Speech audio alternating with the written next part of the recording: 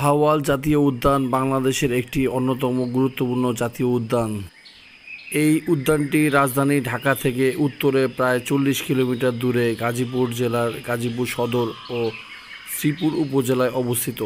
1974 সালে বাংলাদেশ বন্যপ্রাণী সংরক্ষণ আইন অনুসারে বাংলাদেশ সরকার 5022 হেক্টর 12,409 একর জায়গা জুড়ে পৃথিবীর অন্যান্য উন্নত দেশের মতো করে ভাওয়াল শালবনে এই উদ্যান গড়ে তোলে। তবে এটি 1974 সালে প্রতিষ্ঠা পেলেও 1982 সালের আগে এটি আনুষ্ঠানিকভাবে জাতীয় উদ্যান হিসেবে ঘোষিত হয়নি। ভাওয়াল জাতীয় উদ্যান বাংলাদেশের আকর্ষণীয় একটি পর্যটন কেন্দ্র। এখানে বেশ কয়েকটি পিকনিক স্পট রয়েছে। স্পটগুলো হলো আনন্দ, কাঞ্চন, সোনালু, অবকাশ, অবসর, বিনোদন। এখানকার কটেজগুলো হলো বকুল, মালঞ্চ, মাধবী, চামেলি, বেলি, জুই ইত্যাদি।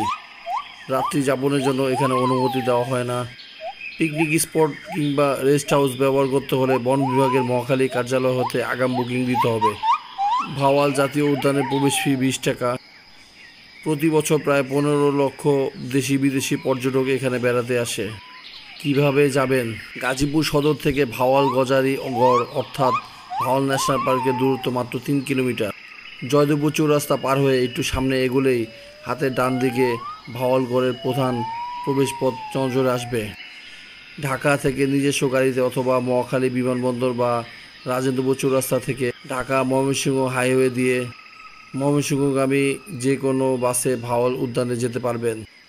আবার গুলিস্তান থেকে প্রভাতী বা বনশ্রী পরিবহনের বাসে উঠে ন্যাশনাল পার্কের 3 নম্বর গেটে নামার কথা বললেও সরাসরি ভাওয়াল জাতীয় উদ্যানে প্রধান গেটে নামতে পারবেন। বাস ভাড়া জনপ্রতি 80 থেকে 100 টাকা। কোথায় থাকবেন? ঢাকা থেকে ভাওয়াল উদ্যানে সারাদিন ঘুরে বিকাল বা সন্ধ্যার মধ্যে ফিরে আসা যায়।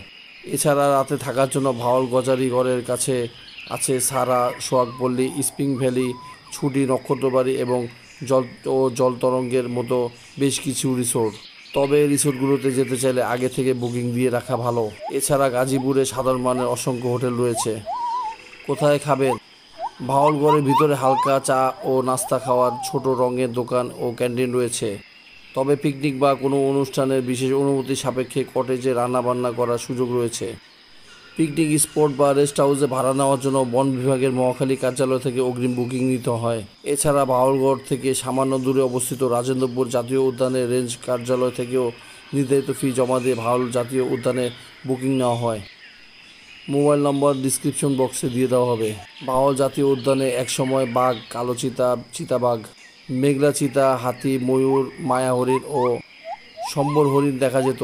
1985 সালে এ বনে শিয়াল, গন্ধককুল, বেজি, কাঠবিড়ালি, গুইসাপ আর কয়েক প্রজাতির সাপ দেখা গেছে।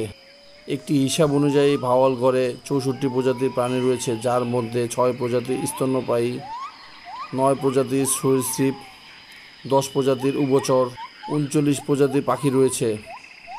বন বিভাগ এ বনে অজগর, ময়ূর, হরিণ ও মেছোবাঘ ছেড়েছে। এছাড়া 2012 সালে ভাওয়াল জাতীয় উদ্যানে 16টি তক্ষ ছাড়া হয়।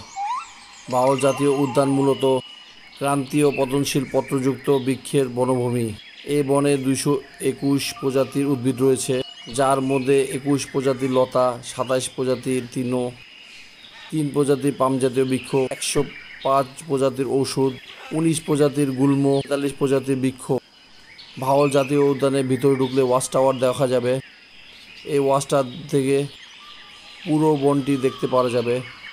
এই বনের অন্যান্য বৃক্ষের মধ্যে কাঁঠাল, আজুলি, কুন্তি, কান্থি, গজারি ইত্যাদি। এখানে আসলে শীতের দিনে বেশি পিকনিক করে, তাছাড়াও পিকনিক হয়। এখানে আসলে বন দেখা যাবে, সাথে এখানে অনেক পশু পাখি রয়েছে, আর বনের পরিবেশটা অনেক সুন্দর। এত বড় বন যে চারদিকে ঘুরেও একদিনে শেষ করা। ভাওয়াল জাতীয় উদ্যানে এসে যা দেখতে পারবেন: সারি সারি বৃক্ষের মাঝে পায়ে চলা পথ, হাঁটতে হাঁটতে ক্লান্ত হয়ে পড়লে বিশ্রামের জন্য রয়েছে বেঞ্চ কিংবা ছাউনি। বনের মাঝেও কোথাও চোখে পড়বে পুকুর কিংবা ছোট আকারের লেক। বনের ভেতর দিয়ে ঘুরে বেড়ানোর জন্য রয়েছে রাস্তা ও হাইকিং ট্রেইল, যেখানে নিরিবিলি নিজের মতো করে হেঁটে দেখতে পারবেন এক একটি গাছ। পানিতে ভাসা পদ্ম দেখতে ছুটে যেতে পারেন এখানে। উদ্যানের বিশালাকার কয়েকটি লেক, যার মধ্যে অন্যতম পদ্মপুকুর। লেকটিতে পদ্মফুলের নয়নাভিরাম সৌন্দর্য হৃদয় করা। লেকগুলোতে নৌকায় ঘুরে দেখতে পারবেন, আবার ইচ্ছা করলে বড়শি দিয়ে মাছও ধরতে পারবেন, সেই ব্যবস্থাও আছে। যদিও সেজন্য একটি নির্দিষ্ট অঙ্কের অর্থ গুনতে হবে আপনাকে। মিনি চিড়িয়াখানা দেখতে পারবেন। সমস্ত উদ্যানটা একসাথে একসময় দেখতে চাইলে রয়েছে ওয়াচ টাওয়ার। ঘুরতে আসা সবার জন্য আরও রয়েছে প্রজাপতি বাগান। ঘোড়া গাড়ি দিয়ে